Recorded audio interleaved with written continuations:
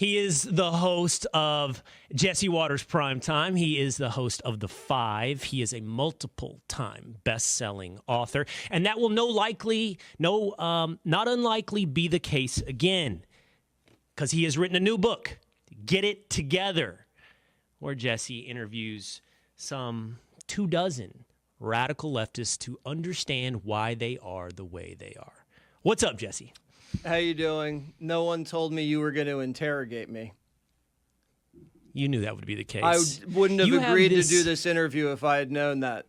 But go ahead. I think you secretly want to. I think you secretly want people to understand Jesse Watters. Hey, Jesse, you're an interesting dude. Before we get into why you've interviewed all these interesting people, you're an interesting dude. You and I have hung out some behind the scenes. And I would say to the audience, like, you are the same dude behind the scenes that you are on camera, which I consider a really big compliment. But you are unique, man. Like, you know, in my 40-plus some odd years of hanging out with dudes, I can verifiably say you're a dude. But you're a different, like, amalgamation of dude than I've ever run across. In your own words, you're arrogant, you're smug, you are cocky, you have faux humility. And I know some of those guys, but I've never known one with self-awareness. I've never known one that understands he is all of those things, which makes one wonder, are you really all of those things? We hung out once, Kane. Once. And the whole time I tried to get you out of my system. I mean, but sure. Am I confident? Yes. Kane, you have to be a little confident in this business. You're overconfident. You're overcompensating. Everybody knows that. But I am humble. I know I could lose this job and I had probably no skills to fall back on. You could probably do sports. I couldn't. This is all I have. And I'm deeply self-aware about my limitations because my mother has driven that awareness into my brain since a very, very young age. Tell me about, and I'm not trying to put you on the psychotherapist's couch. You talk about her on The Five, and we're going to do this because you've done this to, again, some 24 radical lefties. But, like, tell me about your mom. Like, isn't your mom on the left? Oh, yeah, far left. Mondale, Dukakis. Do I have to talk about my mother? Because her ego is probably bigger than yours at this point. What I'm curious about is, and I'll tell you, like, you know, I grew up in a small town in Texas. My dad was an attorney. He would have described himself as a Democrat, but there was nothing that would have ticked the boxes, certainly of a modern-day Democrat or even, you know, an 80s Democrat. He was one out of self-preservation because he was a trial attorney, and he needed to be a Democrat in order to protect his profession. Like, you spend so much time wondering why all of these other people are the way they are. How did you grow up with a mom on the far left and you end up conservative? She was a flower power hippie non-protester. That's where she came of age in the 60s, you know, in Ohio. 4 dead in Ohio. That was her rallying cry. And women's rights, reproductive rights, Kane. Oh my gosh. And so I was raised, and my father is like that too, although not that radical. I was raised to believe in caring, and sharing, and making friends, and being respectful, being polite. And so I rebelled and became a right-wing agitator. And I've been very successful at doing that. But I've also incorporated those core values, which are not liberal values. Those are universal values of respect, community.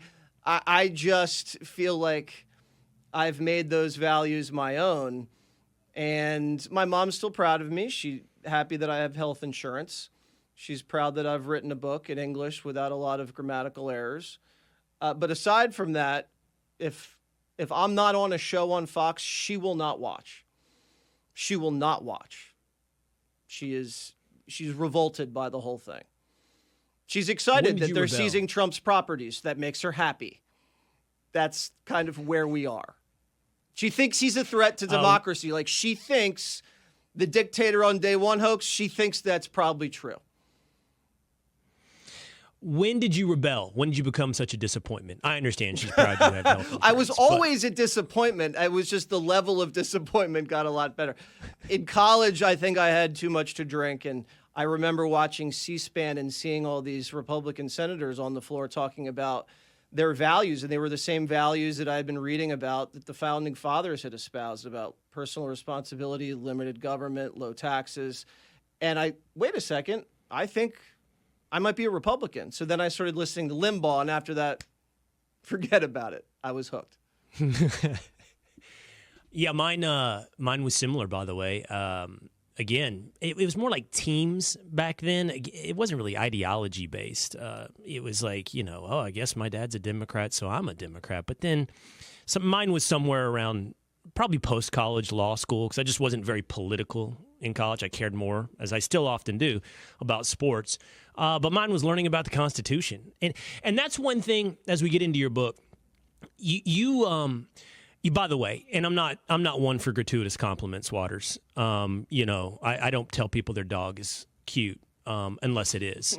So when I say that I really, really like your book, I really do. I mean, I think it's really good, and it's curiosity driven, which is one of my favorite things. And I want to know why these people are the way they are, why they think the way they think. But you and I both just said that we became the way that we are, or how we think, by sort of learning our way into it. Did you find, as you were interviewing these 24 or so individuals, did any of them had a similar path to you? Like, many of them had childhood trauma, many of them. But did you find many of them like, you know what, Waters? I researched, I read, and you know what I figured out?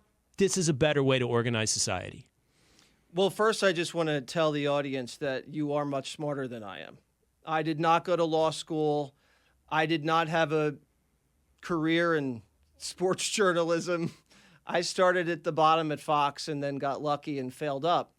So you are much more educated than I am. So it's still astounding that you have not been more successful than I have at Fox. No one can figure it out with all that brain power and creativity. I'm just... maybe you'll figure it out one day. Maybe it's... This is just for the record, for the audience. This is the faux humility of a primetime host appearing on a digital show. Not true. I cracked open when I was lost in my early 20s, cracked open, what do they call it? Is it the GMAT, the LSAT book? Second page, I shut it. I said, I'm not going to law school. It's too much. Those little word problems, the logic, forget about it. Couldn't do it. So now I just shoot from the hip, Will. But yes, I had struggles. You've had struggles. You probably were ridiculed and teased as a child because of your looks and your athletic abilities and your social skills. The girls hated you. You probably had a rough time in high school like I did. And then you grew out of that and you learned how to develop your skills. You were put to work somewhere, and I always figured out that action created success. If you're sitting around and you're thinking about things, that's not going to get you very far. But if you're busy and you're working and you stay hungry, you get up at 6 a.m., you work. I was good at doing what I was told. I didn't have a lot of time to think about how I felt or how other people felt. I execute, and I did well. A lot of these people who I spoke to for hours, and they told me their life stories, had traumatic childhoods, probably a little worse than yours. And I don't want to make light of this, but these people suffered rape. They suffered abuse. Their fathers were barstool dads. Their moms nymphomaniacs, neglected, all kinds of horrible things. And where some people grow out of it, these people weren't able to grow out of it. And so they had a lot of issues. And then instead of working on their issues, they say, I'm not the problem. Society's the problem. None of these are my issues. It's your issues. And if we could just change society to fit how my problems are, then I'll be fine. So we have to get rid of gender. We have to get rid of prisons. We have to get rid of the border. Then I'll feel better. And then my issues will be solved. But what does that do? All that does is make their issues our issues. because no one's told these people to get it together. Did you have a mom or a dad that told you to get it together? My mom would look at me and she'd say, Jesse, get it together. And okay, got it together, figured it out. And no one wants to say that anymore. We're afraid of stigmatizing. We're afraid of telling people to get it together because we don't want to be judgmental. That's the meanest possible thing. But the more we allow these people to not take responsibility for their lives, the more we allow them to just do whatever they want, whenever they want, whether it's drugs all the time, whether it's cross-dressing and dancing in front of children, whether it's mainstreaming being attracted to minors. I mean, they're just going to go willy-nilly until we tell them to get it together. No. That's the title of the book, Get It Together, Troubling Tales from the Liberal Fringe. And the book is broken down into various interviews Jesse did with archetypes, but real people that fall into some categories like the following. You have the open borders professor, the BLM supporter, the African nationalist, the anti-work inactivist. And it goes on, as you point out, to those who would describe themselves as trans women who identify as wolves.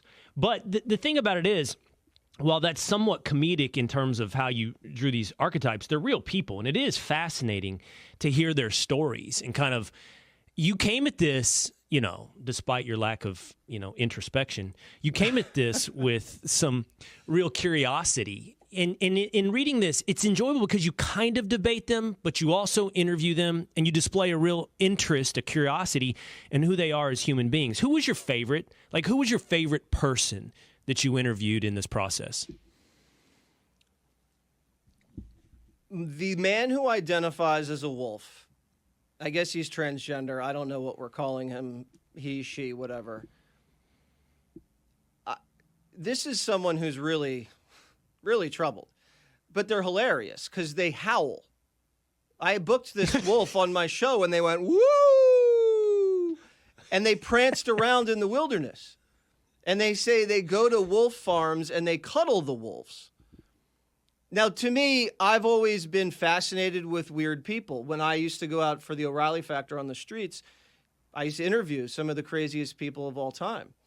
And I would only get to talk to them for 2 or 3 minutes, and then we'd wrap and I'd go to the next one. This was an opportunity for me to talk to these people for hours. And Will, they told me everything in graphic detail, their life stories. Now, I don't know if you've ever had someone sit down for 2 hours, 3 hours, and tell you their full life story. Their parents, when they lost their virginity, the most traumatic experience, their financial status, their marital relationships, their ideological beliefs, getting fired, getting hired, their sex lives. They told me everything. Their addictions, their dreams, their nightmares.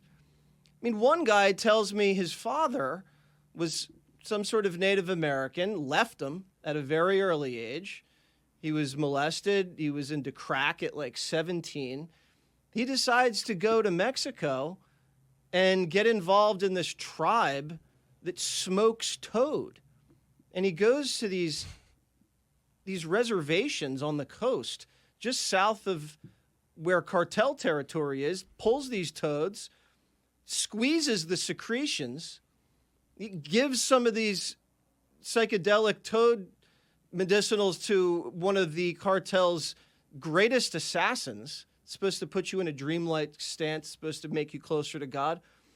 And this woman probably has 400 kills under her belt. And she sees the devil, throws up, has a bad trip. And he's just sitting there next to one of the most lethal women in South America, smoking toad venom. This guy tells me this. And I don't know what to tell him. I mean, he says he's seen God. Now, have you seen God? I know you work with No. Pete Hegseth. That's about as close as we're going to get. But I mean, when someone tells you how they saw God, and you're a great debater, and a lot of people see that on television. I'm not as good of a debater as you are. You're very quick, you're very argumentative, and that's why people don't like you, because you're not very agreeable. I know how to listen, and I'm more agreeable. And I don't like to jump down everybody's throat because I don't have as much to prove as you do. But you are an excellent debater. And you wouldn't be able to pull off this book because you'd probably just yell at these people and debate them. I have a softer touch, and that's what makes me me, and that's what makes you you. This is insanity. This is insanity. No, you're very good at debating. You'd probably out-debate me. I don't care if you beat me. It doesn't bother me. But you're very good, and that's why I will never debate you. Jesse Waters with a soft touch. You have this real, I mean it, Waters. There's a talent here that is just really unexplored, and it deserves its own 1 hour exploration of psychotherapy. Yes. Where, how do you wrap compliments and insults? And how do you get away with, jumping down Jessica Tarlov's throat while with a little twinkle and smile in your eye remaining friends the minute it goes to commercial break and even during the segment? And how do you manage to be so mean while making me like you? Tyrus said that I get right up against the line so I don't get punched in the face. I'm very good at finding that line. I like to live on that line. Britt Hume told me the other day when we were in New Hampshire, he sat me down, he said, Jesse, I have a little advice. You have to stop interrupting Jessica. He said, it's bad TV. And so now I'm trying to not interrupt Jessica so much. And I still get paid the same amount. I mean, I don't get paid more to interrupt her. So I just talk less and I sit there and I listen. And once in a while, you can't help but interrupt because she's so interruptible. But I try not to be too aggressive because you don't want to argue with women. As a man, it's never a good idea. You're married. You can't really argue with women. It's not a winnable it's hard situation. to win. Yeah, you can't win the argument. You don't look good when you're yelling at women. So you kind of let Tarlov say her thing. When I was on the 5, right, I got some feedback. Like, people were like, Will, you're not the same guy on the 5 that you were on First Take, to your point of being argumentative in debate. Like, why aren't you as aggressive? This wasn't internally at Fox. This was just a friend. Why aren't you as aggressive as you were on First Take? And I'm like, well, first of all, it's usually Jessica Tarlov. And going after Jessica Tarlov is not the same thing as going after Stephen A. Smith. Like, I look bad. I look mean. Right. And I want to be real. I want to be real. I'm not trying to put on a performance, but like, nobody likes the dude that is berating the woman ever. Right. And that's why I don't argue with Greg. It'll come across. Waters, let me get back to your book in just a second. But way. you brought him up several times. You brought up O'Reilly. I was super offended as I was reading the beginning of the book on all the people that you interviewed when you got Jesse Waters Primetime looking for advice. Yes. I was notably missing. Yes. But one of the first guys that you mentioned was O'Reilly.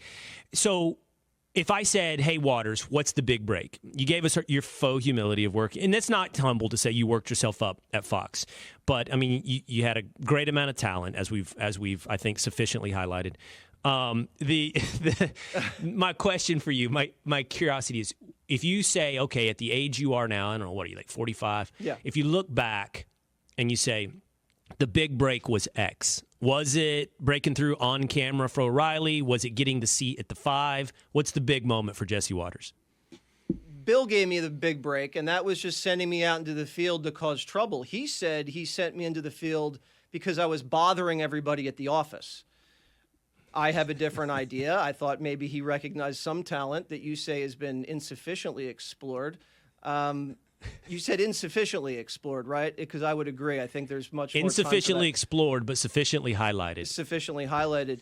So, yeah, just getting it. So I went for like almost 12 years. I was in 48 different states. I didn't even have time to think. He was like, you're going to Florida, then you're going to Texas, then you're going on the border, then you're going to Harlem, and then you're going to Connecticut, and then you're going to Canada. And I was just like, for years on the road.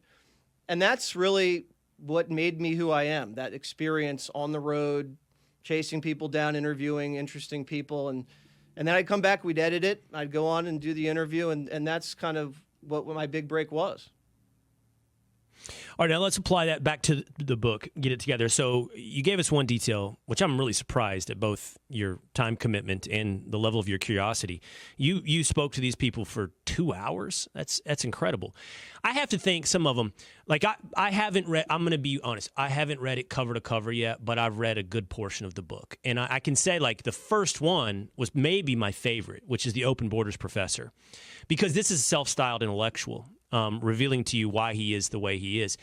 I would have to think a guy like that at the University of Toronto knows who you are, knows Jesse Waters, and he comes in with huge guard up. Like, there's got to be, how does this work? Like, how did you find them? How did you book them? And how did you get them to be so open with you, Jesse Waters? So Johnny and another producer of mine would go find these people. I'd say, I'd like someone that believes in open borders.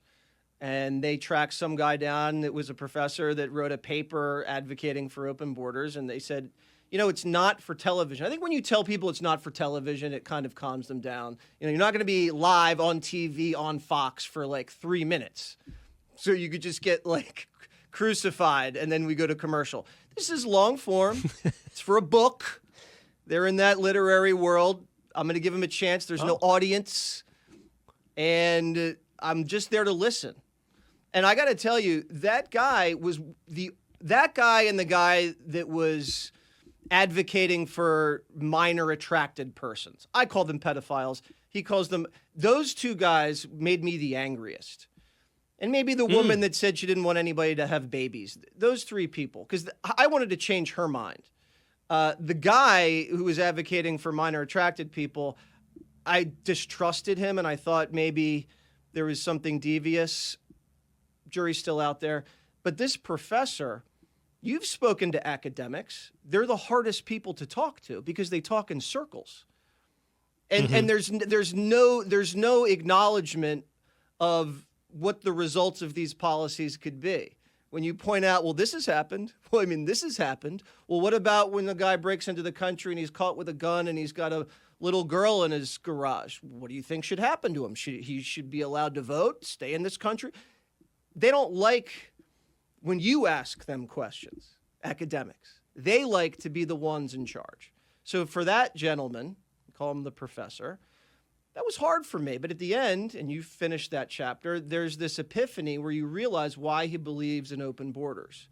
It has a lot to do with his childhood, a lot to do with wanting to tear down institutions that he didn't think fairly protected him as a child. And a lot of it becomes about revenge, this revenge fantasy that he wants to see enacted against the country. And a lot of these people, you figure out at the end, like, oh my God, wait a second, I know why you believe that. It's so obvious. Look at your mom, look at your, it makes sense. And that's what the point of the book is. These people have personality disorders. It's not an ideology. You're not arguing with a rational person about public policy. These are people with emotional issues. They can't really be persuaded. You have to start on a fundamental level when they're children, having strong families, not being addicted to drugs, and parenting responsibly, and that's how you get good citizens. Right now, you look around, I don't see a lot of good citizens. But I think we could pull it back. Because you're a good dad.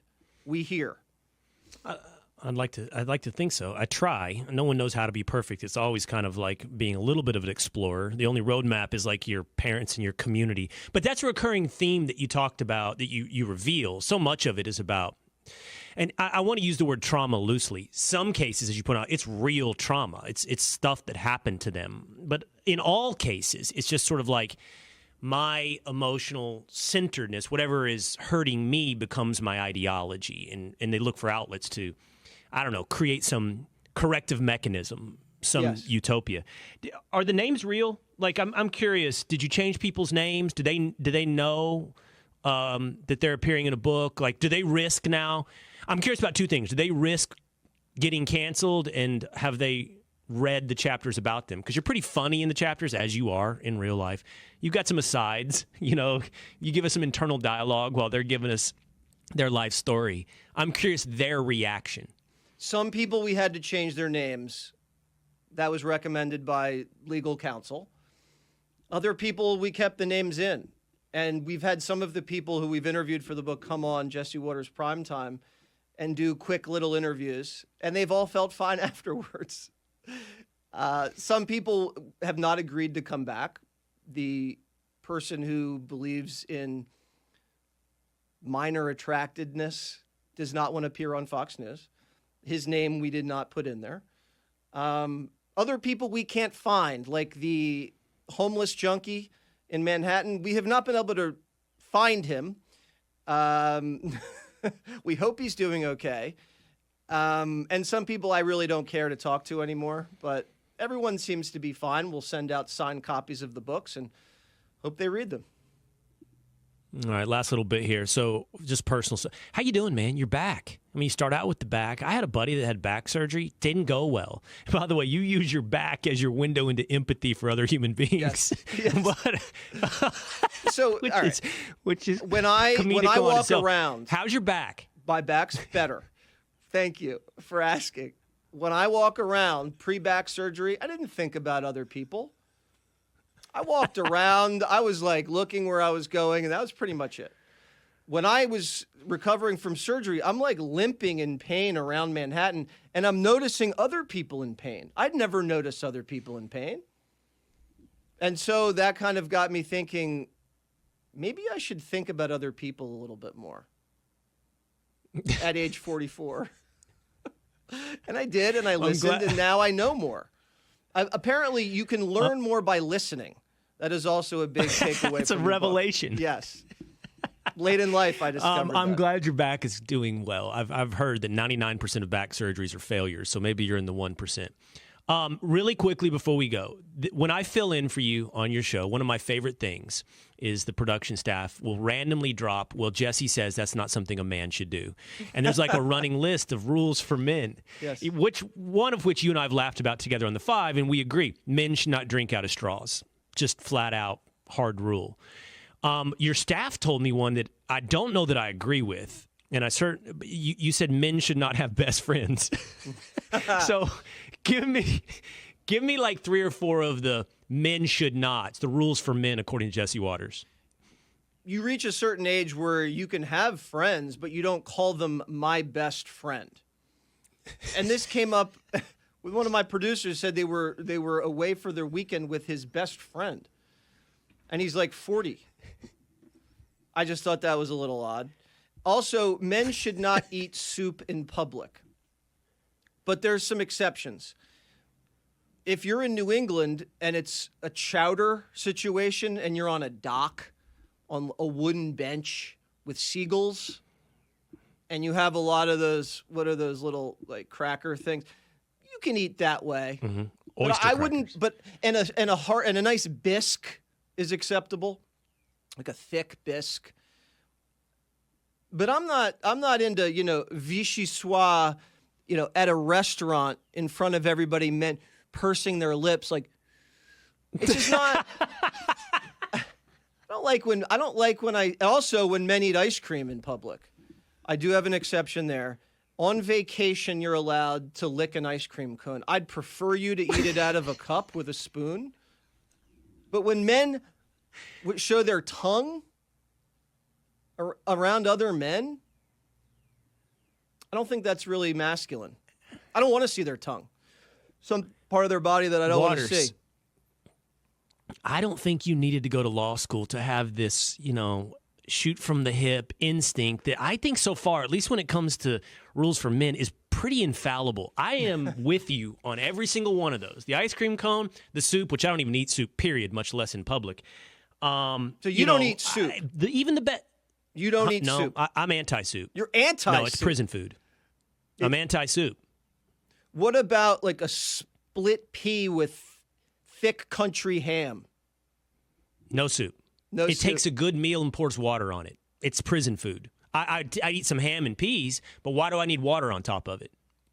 Anti-soup. What about as an appetizer or on a cold winter afternoon in a cabin? Drink a hot beverage or eat a salad as an appetizer. Okay, so you're actually, did soup do something to you? Here we go. Here we go. We could get into my anti-suit, but instead you can get into the mind of the troubling liberal fringe. Get it together. It's Jesse Waters' new book. Seriously, genuine endorsement. I really enjoy this book. I find it very curiosity-driven with a whole heaping help of Jesse Waters. All right, man. I don't know if it's just once, but it feels like we've hung out like half a dozen times. So yeah, I know. You left a bigger impression We'll than hang I did. out. You're never around, though. Where do you live? In Texas? Correct. Yeah, you live in Texas. And then you come here on the weekends, and then you face off against Hegseth and Feats of Strength. And you're better at parlor games, and he's better at athletics. And it's all true. It's all true. If it's darts, I appreciate your billiards, ping pong, shuffleboard, it's like you clean up. But if it's like basketball, you're in deep he's trouble. a D1 basketball player at Princeton. Right. But he gets me in football. He gets me in wrestling. But I appreciate your viewership, and I'll look forward to the invitation to the country club, or maybe there'll be a pickup lacrosse game, and we can sit together and eat soup. Okay. Didn't you play water polo? That's what I thought. Okay, all right. You got me again. Thanks, Kane. Jesse Waters, thank you. Get it together. Go get the book, the newest book by Jesse Waters.